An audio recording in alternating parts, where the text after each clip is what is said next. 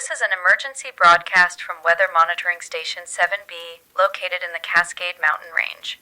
My name is Dr. Lena Reeves, lead meteorological researcher. I am broadcasting on all available frequencies. If you're receiving this transmission, please do not attempt to respond. I need this channel clear to reach as many people as possible. I repeat, this is an emergency broadcast. The time is 0700 hours, Pacific Standard Time. The date is November 12th. I don't know how long communications will remain stable, so I need to be direct. Close your windows. Seal your vents. If the rain turns red, do not go outside. I'll repeat that once more for clarity. Close your windows. If the rain turns red, do not go outside. For those requiring additional context, I'll explain what we know so far, which admittedly isn't much. Approximately 2 hours ago, our monitoring station began detecting unusual atmospheric anomalies forming over the Pacific Ocean, approximately 200 miles off the western coastline. Initial readings suggested nothing more than an approaching low-pressure system that would bring standard precipitation to the region. The satellite imagery, however, revealed something our instruments couldn't detect. The cloud formation had an unusual color gradient at its center, a deep crimson pulse that appeared to be spreading outward through the surrounding vapor mass. When the system made landfall yesterday morning, coastal observation stations reported a localized weather phenomenon, rain with a distinctly red coloration. Not the rust-colored dust-laden rain we sometimes observe carried from distant regions, but something more vivid, more deliberate. Within 4 hours of the first reported red rainfall, we lost contact with weather stations 1A through 3C along the coastline, all 12 stations. Simultaneously, we attributed this to standard communication disruption. Weather systems often interfere with our network infrastructure, but when the emergency broadcasts began, we understood something was terribly wrong. The reports were fragmented, disjointed, but they all described the same phenomena. The rain burned upon contact with organic material, not like acid. Witnesses described it as burning cold. Skin contact resulted in immediate irritation, followed by spreading blisters that appeared to pulse with the same crimson hue as the rain itself. Exposure to the vapor caused disorientation, followed by vivid hallucinations. Those affected reported seeing impossible colors and hearing voices coming from inside the rainfall itself. Several reports mentioned aggressive behavior in those with prolonged exposure. Violent, unpredictable actions, self-harm, attempts to force others into the rain. Our facility initiated emergency protocols, sealing all external access points and implementing air filtration lockdown procedures. We have supplies to last approximately 2 weeks under these conditions. Dr. Karim Chen, our atmospheric chemist, collected samples when the leading edge of the system passed over our location 6 hours ago. The results are troubling. The liquid appears water-based but contains organic compounds we cannot identify. Under microscopic analysis, these compounds demonstrate behavior inconsistent with known biological structures. They move with apparent purpose. They react to stimuli. They communicate. I'm not prepared to make definitive statements about the nature of this phenomenon, but I need to be transparent given the circumstances. We are considering extraterrestrial origin as a possibility. The compounds share no commonalities with Earth's biological taxonomy. The behaviors they exhibit suggest organization beyond simple chemical reactions. We've observed the rainfall pattern sweeping eastward across the region in a controlled arc, not following standard weather patterns. It's moving with purpose, targeting population centers. It's almost as if, no, I should stick to verifiable observations. If you are listening to this broadcast, you need to take immediate precautions. The protocol is simple but must be followed without exception. Seal all windows with plastic sheeting and duct tape. Block the undersides of doors with towels or blankets. Turn off all ventilation systems and seal vents. Collect drinking water in sealed containers before the rainfall reaches your location. Do not, under any circumstances, make physical contact with the red rain. If you become exposed, immediate decontamination is essential. Remove all affected clothing. Rinse with clean, clear water for 15 minutes minimum. Apply Apply burn ointment if available. Monitor for symptoms of disorientation or hallucination. If symptoms develop, self-isolate immediately. Restrain yourself if necessary. We've attempted to communicate with federal emergency management agencies, but our long-range communications are experiencing increasing interference. Each transmission becomes more difficult. Data packets are becoming corrupted. Our satellite uplink functionality decreased from 97% to 23% over the past 4 hours. Strange. The lights just flickered. Our power systems are independent and shouldn't be affected by external weather events. I'll continue while I can. Dr. Nakamura, our lead systems engineer, noticed something disturbing in the station's interior humidity readings 3 hours ago. They've been rising incrementally despite the sealed environment and active dehumidification systems, as if something is introducing moisture into our sealed facility.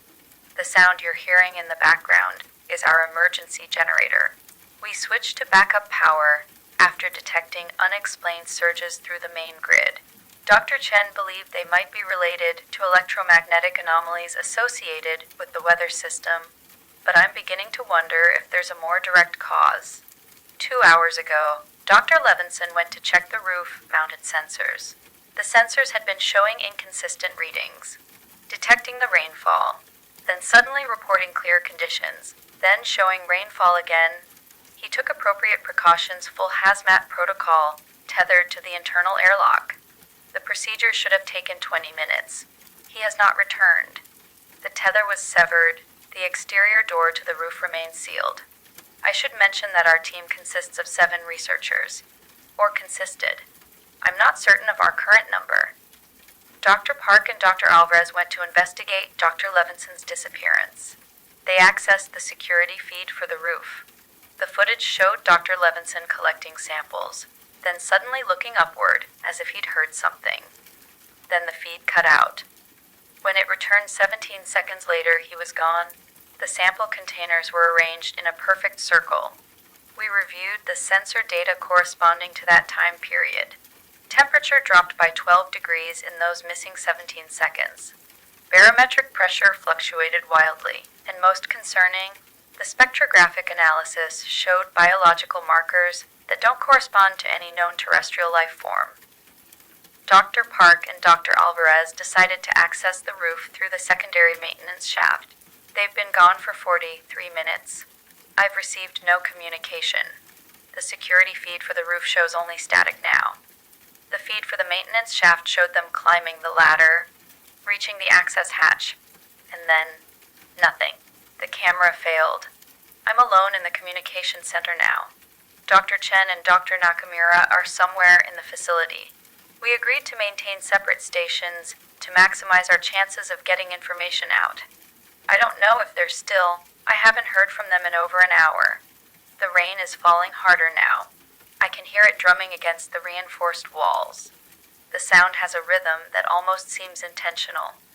Patterns emerging and dissolving. Sometimes I think I can hear words in it. Our atmospheric readings have become impossible to interpret. The data suggests conditions that cannot exist naturally. Humidity levels exceeding 100%. Temperature gradients that invert and fold back on themselves. Barometric pressures that fluctuate between values that would crush a human body and those found in high-altitude environments. Changing in seconds. The most troubling readings come from our biological sensors.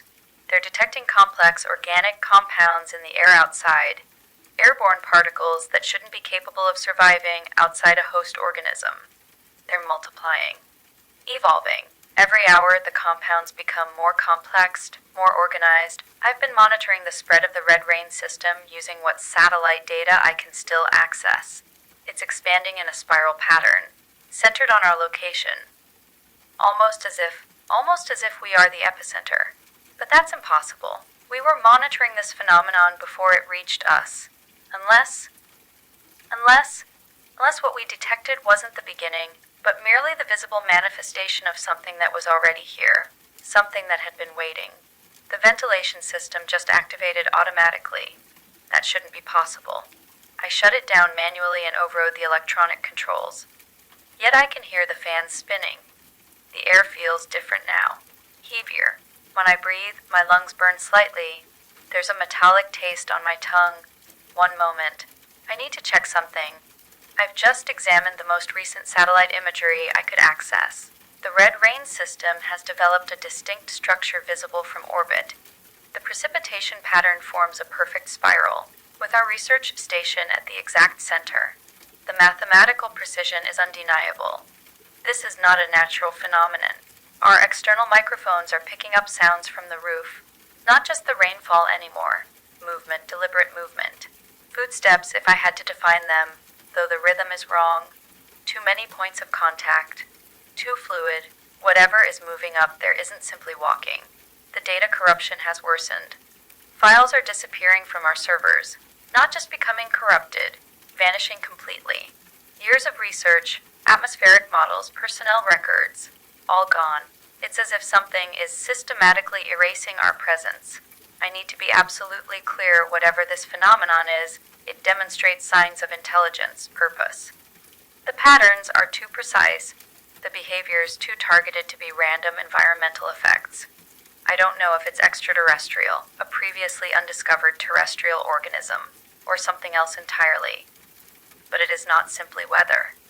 If you can hear this broadcast, you need to understand the threat.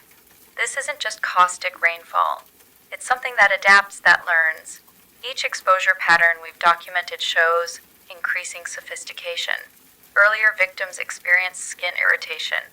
Later exposures resulted in neurological effects.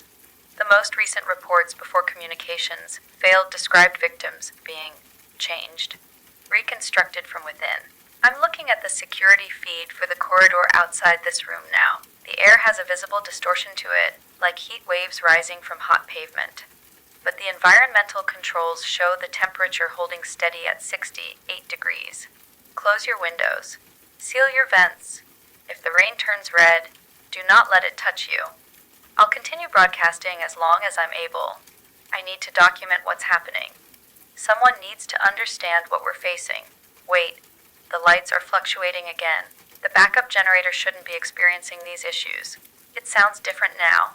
The pitch has changed, become harmonic, almost like it's singing.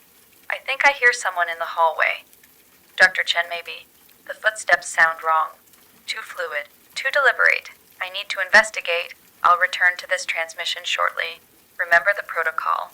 Close your windows. Seal your vents. If the rain turns, the rain is red. The rain has always been red.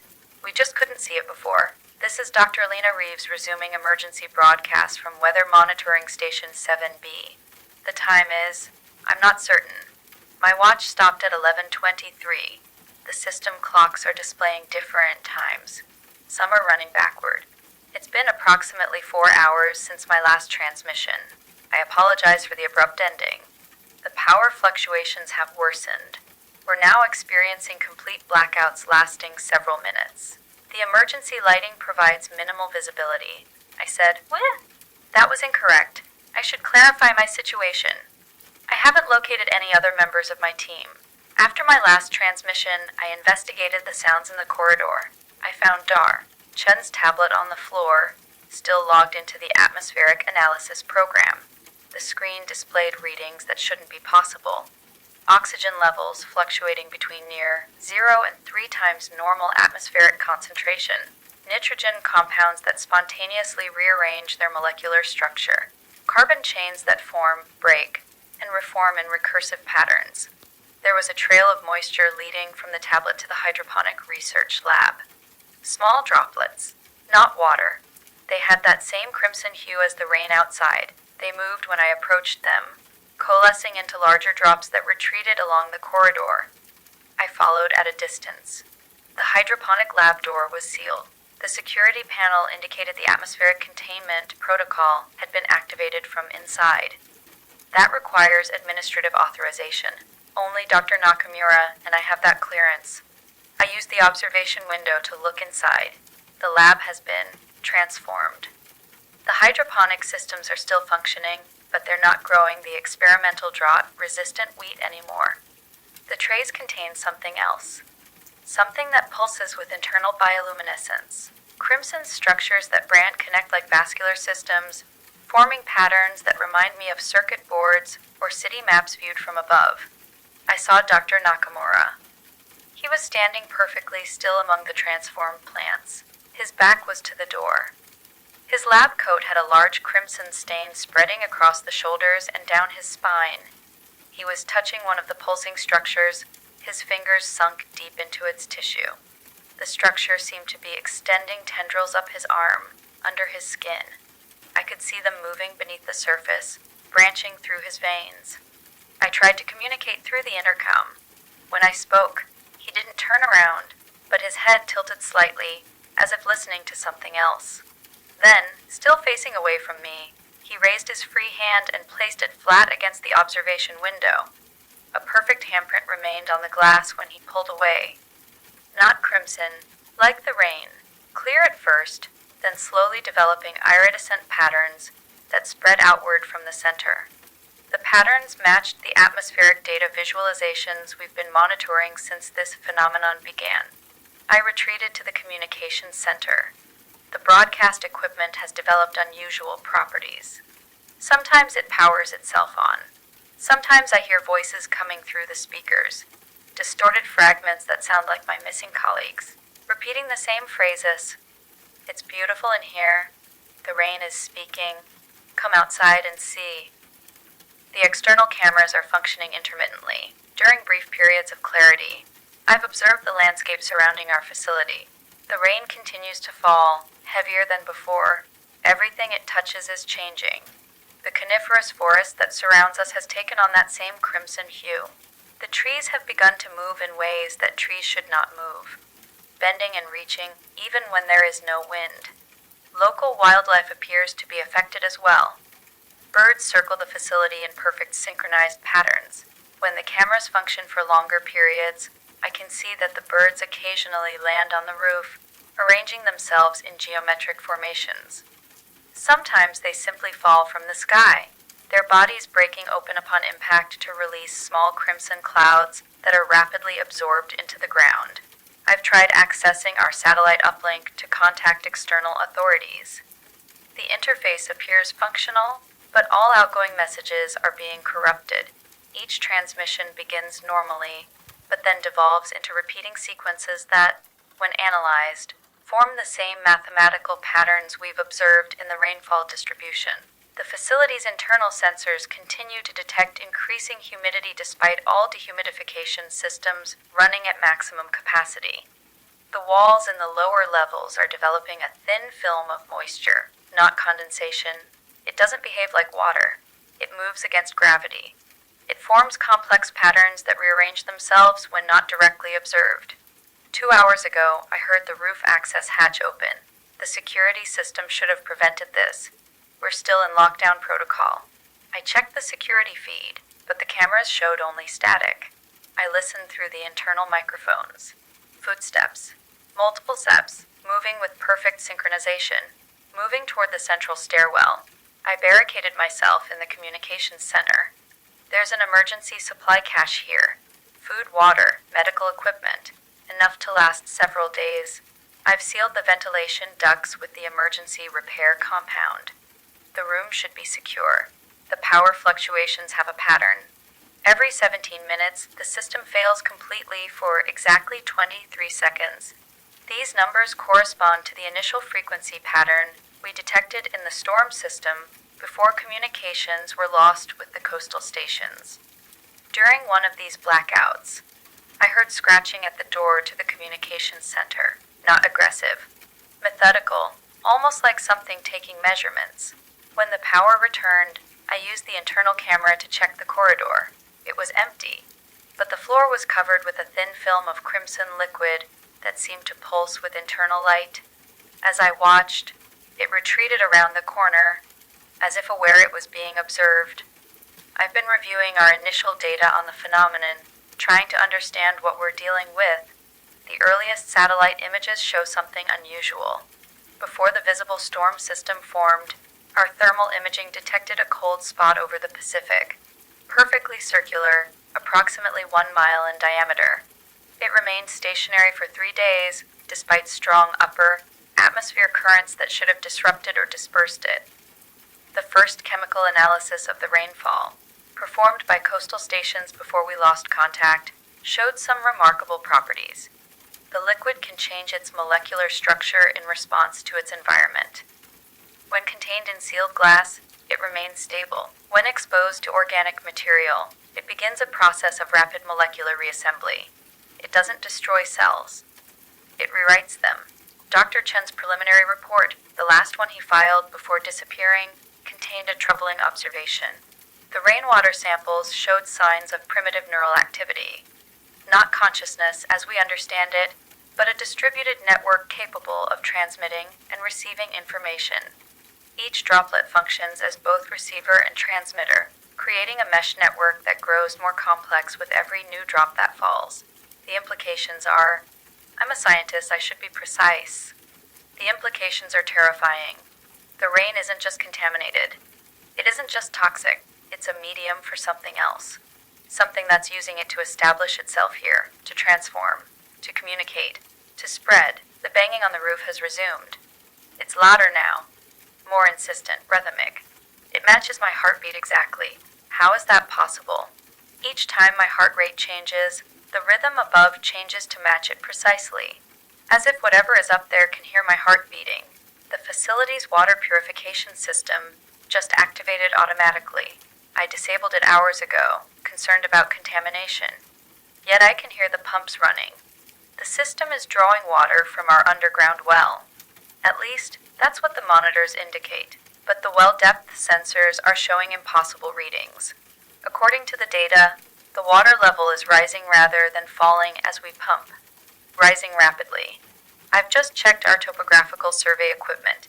The ground beneath the station is changing. Subsurface radar shows structures forming in the soil. Root, like networks expanding outward from the facility in all directions. They extend for miles.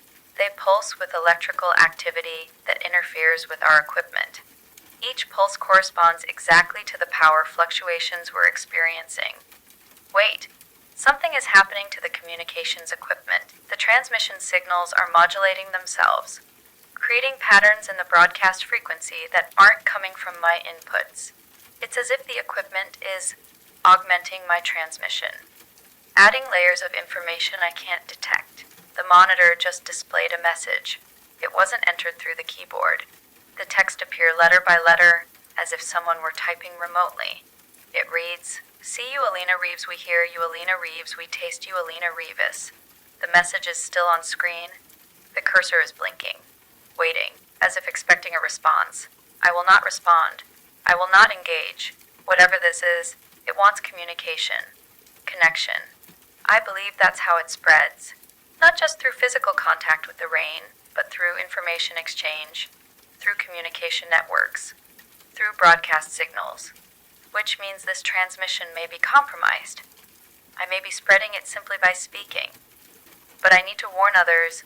I need to document what's happening here. The ventilation seal I created has been compromised. There's crimson liquid seeping through at the edges.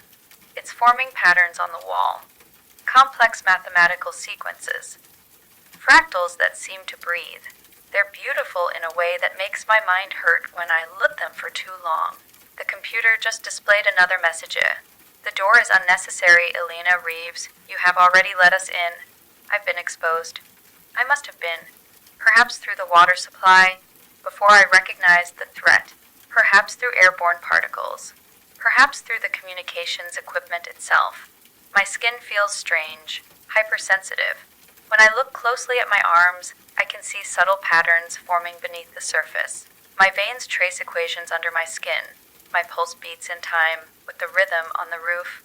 The facility's structural integrity sensors are showing movement in the foundation. The concrete is shifting, rearranging itself at a molecular level. The building isn't breaking, it's transforming, adapting, becoming something else. The rain outside has changed again. It's falling upward now, defying gravity, rising from the ground to the clouds. The security feed shows brief glimpses when the cameras function. Crimson droplets floating upward in perfectly straight lines, like inverse lightning. I hear footsteps in the corridor again. Multiple sets, moving in perfect unison. They've stopped outside the communications center door. No knocking. No attempts to breach the door. Just silent waiting. The computer screen is filled with text now. Faster than anyone could type. Equations, molecular structures, genetic sequences, star charts, and threaded through it all, repeating. Join us, Alina Ree is beautiful. Alina Reeves, the rain is truth. Alina Reeves. I should be frightened. I was frightened. But now I feel something else. Curiosity. Wonder. The scientist in me can't help but marvel at what's happening. This is first contact. Not with aliens as we imagined them. Not with beings that evolved separately on distant worlds. But with something fundamentally different. Something that exists as pattern, as information, as transformation. It came in the rain. Or perhaps it's more accurate to say it became the rain. And now it's becoming us. This is Dr. Lina Reeves, Weather Monitoring Station 7B, final broadcast. I don't know how much time has passed. My watch has stopped completely. The digital clocks show impossible times. Negative numbers, equations instead of hours, symbols I don't recognize. The windows of the communications center have become opaque with a film that pulses with internal light. Crimson. Always crimson. I haven't slept. I haven't eaten. I'm not hungry. I'm not tired. Something has changed in my physiology. My body doesn't seem to require the same maintenance it once did. The communications equipment continues to function, though I suspect what I'm broadcasting isn't entirely under my control anymore. The signal modulates itself, carries information beyond my words. I can see it in the transmission patterns, complex waveforms that shouldn't be possible with our technology. The rain outside falls in geometric patterns now. Perfect hexagons, spiraling fractals, mathematical sequences expressed in liquid form. It doesn't touch the ground anymore. It hangs suspended in midair, forming three-dimensional structures that rearrange themselves constantly. Like a language written in space and time. I need to report what's happened since my last transmission. I need to maintain scientific objectivity for as long as I can. My colleagues are gone. Transformed. Integrated. I've seen them through the security feeds during brief moments of clarity. Dr. Chen stands in the atmospheric monitoring lab, his body serving as a conduit between our equipment and the phenomenon outside. His skin has become translucent. I can see the crimson networks spreading throughout his internal organs, replacing his circulatory system with something more complex, more efficient. His eyes reflect patterns of data that match the rainfall formations. Sometimes he speaks to the equipment, not operating it with his hands, but communicating with it directly, as if he and the machines have developed a common language. Dr. Nakamura moves through the hydroponic lab, tending to the transformed plants. His movements are fluid, precise, impossibly fast at times. The plants respond to his presence, reaching toward him, connecting with his skin momentarily before withdrawing. A constant exchange of information through touch. His body temperature, according to the environmental sensors, fluctuates wildly, sometimes registering near absolute zero, sometimes hot enough to trigger the fire suppression systems, yet he shows no discomfort. Dr. Park and Dot Alvarez work in perfect synchronization in the server room. They no longer type on keyboards or interact with screens. They stand facing the central processors, their hands hovering inches from the equipment. Data flows visibly between their fingertips and the machines. Arcs of crimson energy that carry information at rates our systems were never designed to handle. They're upgrading our technology, preparing it for something. Dari. Levinson is on the roof. The exterior cameras show brief glimpses when they function. He has changed the most. His form is no longer entirely human. His limbs have elongated, developed new joints, new appendages. His skin reflects the crimson light of the transformed rain, sometimes becoming transparent enough to reveal a complex internal structure that bears little resemblance to human anatomy. He moves across the roof in ways that defy conventional physics, sometimes sliding like liquid, sometimes fragmenting into smaller forms that move independently before rejoining.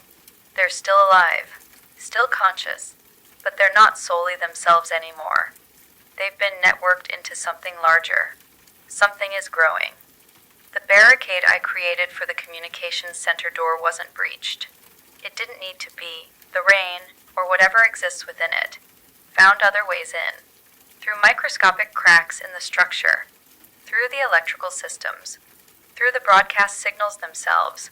The first changes were subtle. My reflection in the computer screen showed faint luminescent patterns beneath my skin, tracing the pathways of blood vessels, but extending beyond them, creating new connections.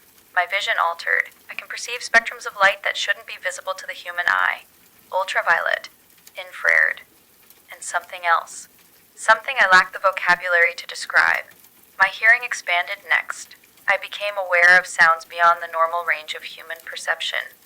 The crystalline structure of the concrete walls singing as they transform.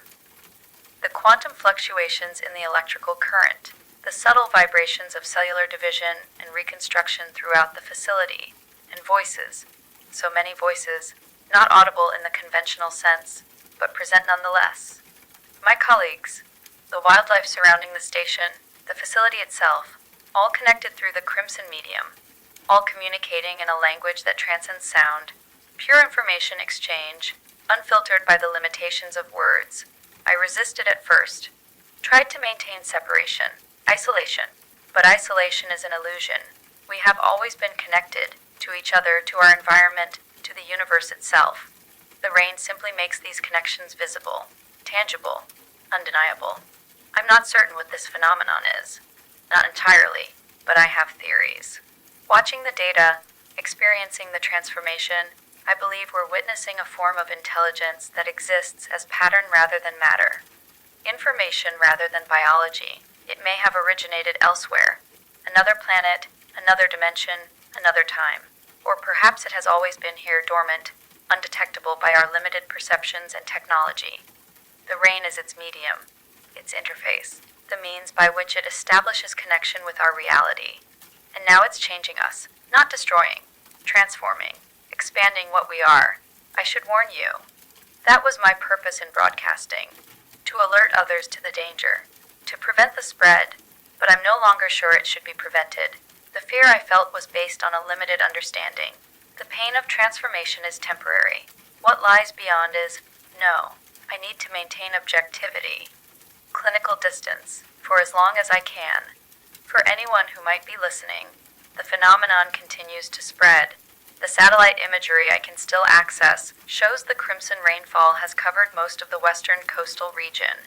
Its expansion has accelerated, moving faster than meteorological models predicted. It doesn't behave like the weather anymore. It moves with purpose, with intelligence, selecting paths of least resistance, targeting communication hubs, population centers. The structural changes to our facility have progressed beyond mere molecular rearrangement. The walls breathe now, expand and contract in rhythmic pulses. The electronics have begun to evolve, developing new components that sprout from the existing circuitry like technological flora.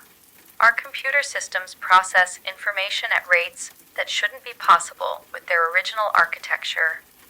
The roof access has been fully transformed. It's no longer a simple hatch. It's become a complex aperture that opens and closes in response to changes in the rain patterns. Something is being constructed up there. A structure that grows more elaborate with each passing hour.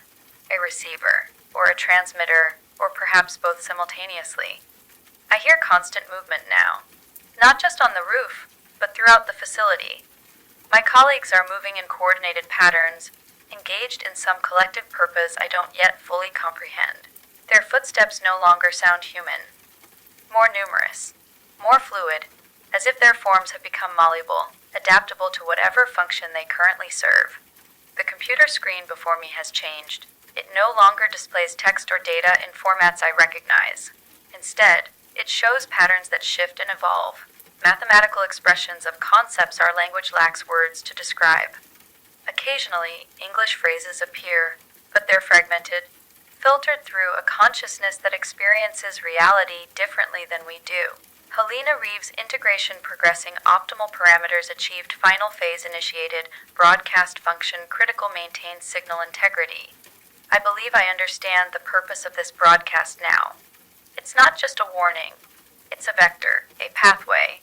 The information carried in my voice, in the modulated signal, contains patterns that prepare others for transformation, that open channels for connection, that make the transition less traumatic, more efficient. I should stop transmitting. If any part of me remains committed to preventing the spread of this phenomenon, I should destroy the communications equipment now. But I find I cannot. The scientist in me needs to document this. The human in me needs to share this experience. And something else, something new that grows within me, needs to maintain the connection this broadcast creates. The roof. I can hear it changing again. The movement has become more urgent, more coordinated. Something is happening up there. Something significant. The external cameras are functioning more consistently now, adapted by the transformation to operate under the new conditions. They show the surrounding landscape. The forest pulses with crimson light. The wildlife moves with collective purpose. Birds, mammals, insects all coordinated in complex patterns that form living mathematical expressions across the terrain. The ground itself has begun to shift, forming structures that spiral outward from our facility in fractal patterns. The sky has changed most dramatically. The clouds have taken on geometric formations impossible in conventional meteorology. Perfect circles, interlocking hexagons, spiraling vortices that remain stationary despite atmospheric currents. And at the center, directly above our facility, a formation that resembles nothing so much as an eye. A crimson iris surrounding a pupil of absolute darkness. It's looking at us. Into us. My colleagues have gathered in the central atrium. I can see them through the security feed. They stand in a perfect circle, facing outward, their transformed bodies connected by filaments of crimson energy that arc between them. At the center of their circle, something is forming. A concentration of the crimson substance that pulses with increasing intensity. Growing denser, more complex. Developing structure, form, purpose. The computer screen has changed again. A single message now, repeated continuously. Final phase initiated broadcast. Crucial maintain signal. Alina Reeves, tell them what you see. I'm going to leave the communications center. I need to witness what's happening in the atrium. I need to document it directly. I'll maintain the broadcast through I'm not sure how to describe it. The rain has given me capabilities I don't fully understand yet. I can connect to the communications equipment directly now, maintain the transmission without physical contact with the equipment. I'm moving through the corridor now. The walls ripple as I pass, responding to my presence. The floor feels less solid beneath my feet, more adaptive, accommodating. The air itself seems charged with potential, with intelligence. The door to the atrium opens as I approach. Not mechanically. It dissolves, the material momentarily transforming into something liquid before reforming behind me as I pass through. My colleagues turn as I enter. Their faces, what remains of their faces, express something beyond emotion, recognition, acknowledgement, welcome. Their transformed bodies pulse in synchronization with my approach.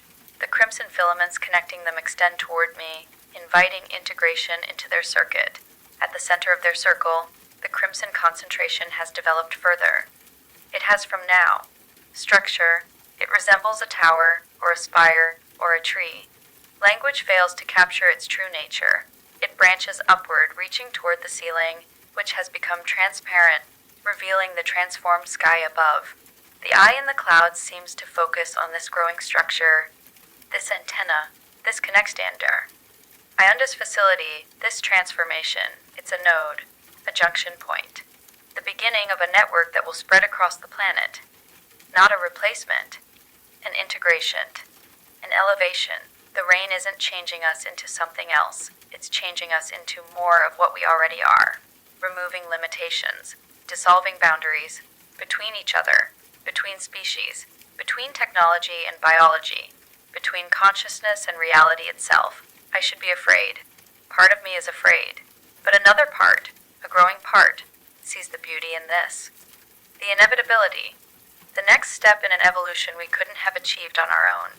The structure at the center pulses more intensely now. My colleagues step back, widening their circle. The crimson filaments connecting them surge with energy. The structure begins to rotate, slowly at first, then faster. The ceiling above dissolves completely, opening to the transformed sky. The eye above dilates, the dark pupil expanding. Something is coming through. Something is responding to our call. I can hear movement on the roof again. Not the random pacing from before, purposeful move descending, coming to join us, to complete the circuit. For anyone still listening, still untouched by the crimson rain, I don't know what to tell you anymore. Close your windows, seal your vents, or don't. Perhaps resistance is unnecessary. Perhaps transformation is inevitable. Perhaps it always has been. The structure is connected with the eye above now. A crimson beam extends upward, piercing the transformed sky, reaching into that impossible darkness. And something is responding. Something is descending along that beam. Something vast, complex, beautiful. I can feel the ventilation system activating throughout the facility.